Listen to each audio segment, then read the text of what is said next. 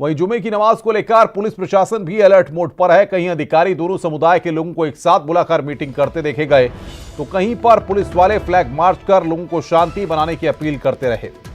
आपकी television screen पर ये 6 तस्वीरें इस वक्त हम दिखा रहे हैं। गोंडा की, बलरामपुर की, मुजफ्फरनगर, गोरखपुर, चंदौली और मिर्जापुर, ये 6 जगहों की तस्वीरें इस वक्त आपकी स्क्रीन पर, जहां पर तमाम जिलों के पुलिस कप्तान और जिलाधिकारी लोगों के बीच जाकर के वहां पर बातचीत करते हुए दिखे और फ्लैग मार्च सड़कों पर किया गया।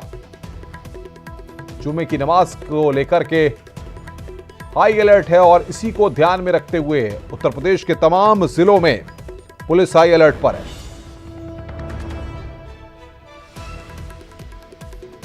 और बातचीत करने के लिए मोहम्मद शबाब लखनऊ से, रवि पांडे वाराणसी से, अभिषेक कुमार आजमगढ़ से हमारे साथ सीधे जुड़ रहे हैं। सबसे पहले एक बार शबाब के पास चलते हैं। शबाब, अब जाहिर तौर पर जिस तरीके से हम देख रहे हैं, आज जुमे की नमाज का दिन है और नमाज का वक्त भी कुछ ही घंटों के बाद है, तो ऐसे में इस लास्ट पीक टाइम में अफसरों को क्या निर्देश दिए गए हैं, किस तरह की स्थिति से निपटना होगा और किसी भी तरह से हालात न बिगड़े उसके क्या इंतजामात हैं? और देखिए, बिल्कुल सीधे तौर पर पिछले हफ्ते जुमे की नमाज के बाद ही प्रदेश के तमाम शहरों में हालात बेकाबू हुए थे। कई जगहों पर पथराव हुआ था, कई जगहों पर आगजनी हुई थी, कानपुर जैसे शहर सुलगे थे। तो अब स्थितियों को पिछले हफ्ते की तुलना में आज बिल्कुल नॉर्मलाइज ही मानिए। ये शहर का वो इलाका है जो पिछले सप्ताह सुलग रहा था। आज यहाँ पर पूरी तरह से शांति है, लेकिन चूंकि जुमे की नमाज को लेकर के बड़ी तादाद में एक जगह पर मुस्लिम समुदाय के लोग इकट्ठा होते हैं मस्जिदों के बाहर, लिहाजा एहतियातन जो है वो सुरक्षा के थोड़े चाक चौबंद इंतजाम कर दिए गए हैं। हालात जो हैं वो किसी भी तरह से ना बिगड़े, इसके लिए आला अफसरानों की तरफ से बहुत सख्त दिशा निर्देश दिए गए हैं। मस्जिदों के बाहर नोटिस चस्पा दी गई है कि किसी भी तरीके की अगर अप्रिय घटना होती है, शांति भंग होती है, तो जो जिम्मेदार हैं उन पर कार्रवाई की जाएगी। इस तरीके की नोटिसें भी चस्पा हैं। तो वहीं दूसरी तरफ जो मुस्लिम धर्मगुरु हैं वो भी लगातार लोगों से शांति बनाए रखने की अपील कर रहे हैं। मौलाना खालिद रशीद जो ईदगाह के इमाम हैं, उन्होंने एक एडवाइजरी मस्जिदों के लिए जारी की है, जिसमें यह कहा गया है कि जो जुमे की नमाज में खुतबा होता है, यानी कि जो बयान होते हैं, उसमें वो सांप्रदायिक सौहार्द की लोगों से अपील करें, लोगों को ये बताएं कि किस तरह से जो है वो स्थितियों को बेहतर करना है, कैसे हालातों को नियंत्रित करना है, कैसे जो है वो सुख शांति अमन चैन बना रहे, इसके लिए लोगों से अपील करनी है। इसके लिए एक एडवाइजरी जारी की गई है। इसके अलावा जुमे की नमाज में ख़ास तौर से दुआ की जाएगी, अमन चैन की मस्जिदों में उसके इंतज़ाम किए गए हैं। बहुत सारे मुस्लिम उलेमा आज रोज़ा रख रहे हैं। मौलाना खालिद रशीद आज रोज़े से हैं और हमने बात की थी उनसे, तो उन्होंने कहा कि देखिए, रोज़े की जो हालत होती है उसमें खुदा जो है वो अपने बंदों की हर बात को सुनता है, कबूल करता है, उनकी हर दुआ को मानता है।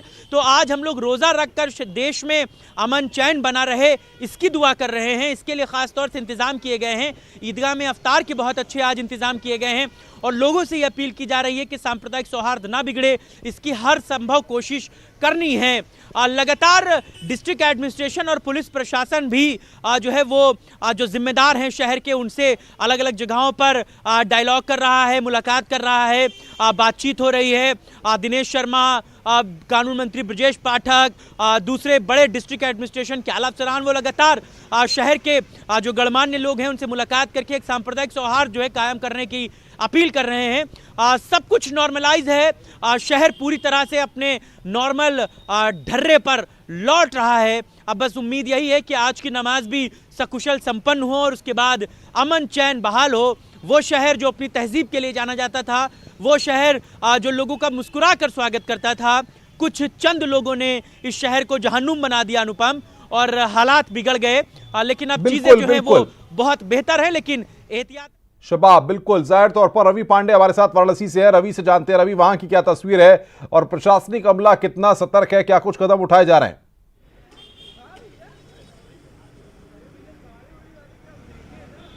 जी देखिए, शांत बनारस का माहौल पूरी तरीके से खराब करने की कोशिश की गई थी। इसका नज़ारा भी हमने पिछले 20 दिसंबर को देखा, जहां बजरडीहा इलाका में कुछ उपद्रवी पुलिस के ऊपर पथराव करते हैं सीएए का विरोध करके, लेकिन उसके बाद पुलिस पूरी तरीके से सतर्क हो गई।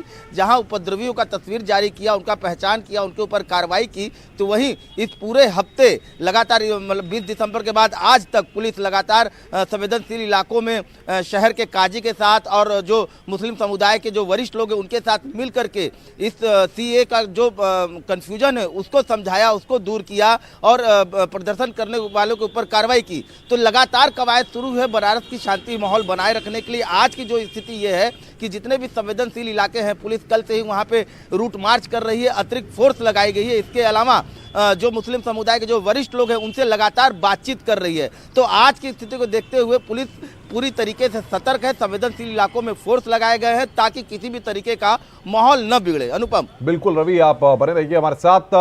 अभिषेक हमारे साथ आजमगढ़ से हैं। अभिषेक, आजमगढ़ में अगर मुस्तैदी की बात करें और जिस तरीके से जुमे की नमाज है उसको लेकर प्रशासनिक अमला कितना सतर्क है?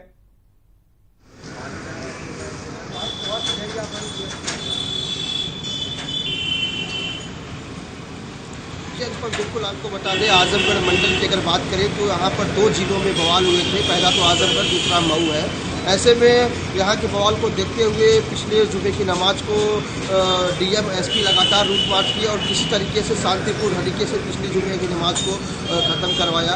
बात इस बात की करें तो यहाँ पर इस बार डीएम एसपी लगातार रूट मार्च किए हैं, रात भर गश्त किए हैं। फिलहाल की अगर स्थिति देखी जाए तो हर मस्जिद के सामने एनआरएफ और पीएससी के जवान तैनात किए गए हैं। पीस कमेटी की बैठक की गई है और सभी लोगों को एनआरसी और सीए के बारे में अवगत कराया गया है और शांतिपूर्ण तरीके से जनपद में सौहार्द बनाए रखने की भी अपील की गई है। तो अभी वर्तमान की स्थिति जो है, एनआरएफ पीएससी के जवान के साथ थाना पुलिस पूरी मुस्तैद है।